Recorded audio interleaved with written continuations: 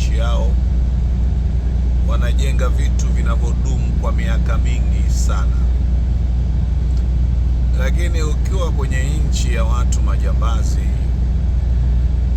watu majizi, majitu ambaye yanajifanya kama vile yanapenda nchi, kumbe yanaibia nchi, huwezi ukakuta barabara nzuri kama hii na barabara zinazodumu kwa muda mrefu.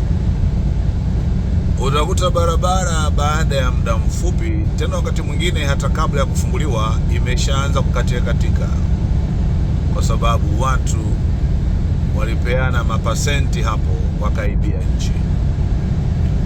Na kama unakuwa na kiongozi katika nchi asiyejali nchi yake, huwezi ukakuta anapiga vita rushwa, kwa sababu yeye mwenyewe ni kinara cha kunufaika na rushwa katika nchi hiyo.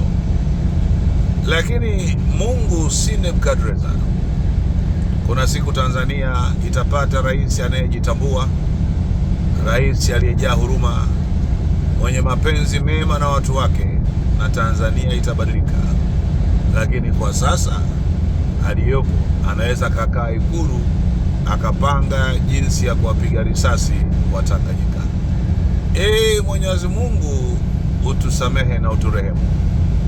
Critical thinker, gospel ambassador, mzee wa fumbua macho, anko mafanikio, engineer submarine, mwana wa Afrika, mwana wa East Africa, pocha kama gembe mwana ngikuru, Agaya, Bangladesh.